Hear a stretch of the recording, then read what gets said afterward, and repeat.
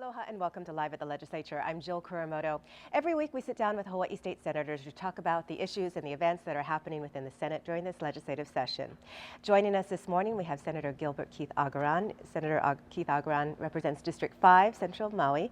He is also the Vice Chair of the Senate Committee on Ways and Means. Good morning to you. Thanks for joining us. I know that the conference on the state budget just wrapped up on Friday, and a record for speed and efficiency. Let's talk a little bit. Not necessarily efficiency.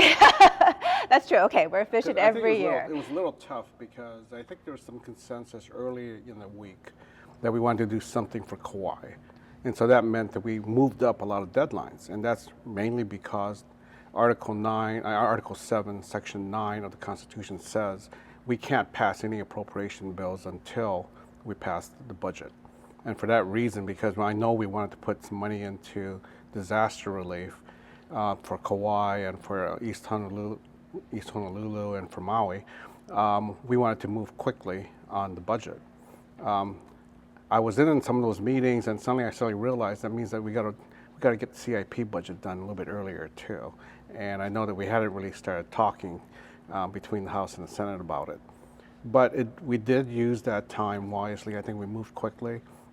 And I think people are pretty pleased, I think, with the result of the budget.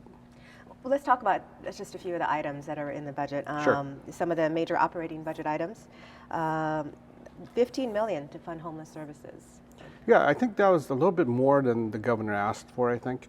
And the other thing we did, I think, and I think this is something that both Senator De La Cruz and Rep. Luke wanted to make sure, is to make it flexible. We didn't want to get these into the problem of having line items where you run out of money for a particular program, because I think in addressing the needs of the homeless population, I think you got to have a little bit more flexibility, and that's one thing that we've learned in the last couple of years. So that was one of the big things in the budget. I think it's a budget that probably reflects a lot more innovation and flexibility than you've seen in other years, and that's true throughout the operating budget. Mm-hmm. Let's see. 3 new ambulances and staff, building support on Hawaii Island, Honolulu. $4.5 million was included in that budget. Yeah, it takes a lot of money to actually purchase a new ambulance and also to staff it up. I think in the last couple of years, we've had special legislation passed by different legislators. I know we got a new ambulance from Maui, and I think it was time to look at if Maui got an ambulance, I think the other islands were entitled to. And I'm glad that we were able to fund that. The other thing that we looked at was putting money into both Kapuna Care and for Kapuna Caregivers. Right. We're talking about $3.8 million for the Kapuna Care program, right, and $1.2 million for the Kapuna Caregivers program. Yeah, and I think everybody agreed that was something that we needed to move forward on. Exactly, and it's Hawaii was very innovative in passing the Kapuna Caregivers program. Yeah, and I think we initially had some pilot programs and on the neighbor islands, including my island, and I think we proved that this is a concept that could work, and so I think it's good now that the rest of the state is going to be joining in. Exactly. Everyone can benefit. More people can benefit.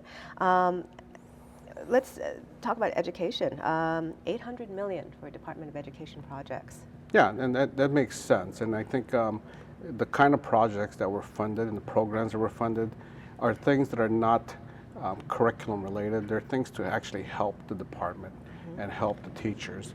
I think, for example, the early college program. Yeah, $500,000. I think I think that was another kind of program that started small at 1 or 2 schools, and it's shown that it's something that seniors are very interested in, even some juniors. And so this $500,000 will help us to expand that.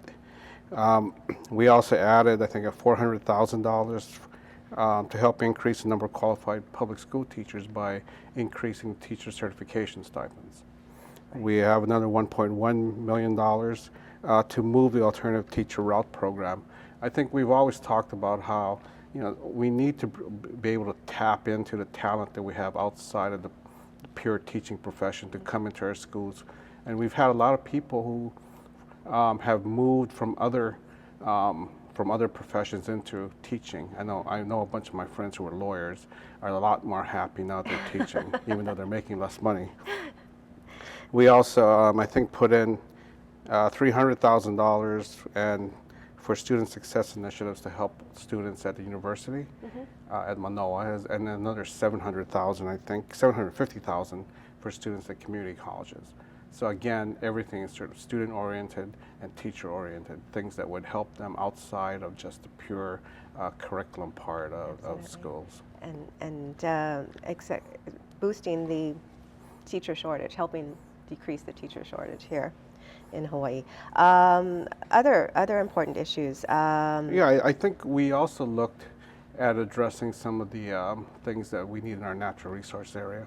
I think we added $800,000 to continue to combating rapid ohia death, and we provide another $500,000 to the forestry division of DLNR. Every year, more and more, they have to battle for forest fires, and the small amount of money that they have to actually pay for that is depleted early on, and then they have to shift money. I think we're hoping that this will help them cover that. And probably that takes us into capital improvement projects. Right. Again, like I say, usually we're talking about the CIP projects into this week, so it's a little unusual that we actually closed that last week. I think key for everyone, I think, would be how much money we put into the schools. I think the governor's budget proposed about $174 million in the fiscal year that we're talking about. What the House and the Senate agreed to is about double that, $353 million, including about $14 million that are aimed at science, technology, engineering, and math facilities. What we're going to be doing, and I think we've got a new building at Maui High School. We've got some money going into renovations for some libraries so that you have more collaborative spaces, things that we want to turn libraries away from just places where you're supposed to be quiet to places where students can interact and collaborate. And so that's been done successfully in one school in Kauai. We're hoping to expand that to other schools as well. We also are funding two new classrooms buildings. I think in the past we've put a little portable here, portable there. We're looking now at making sure that there's actually classroom buildings to take into account the growth in population.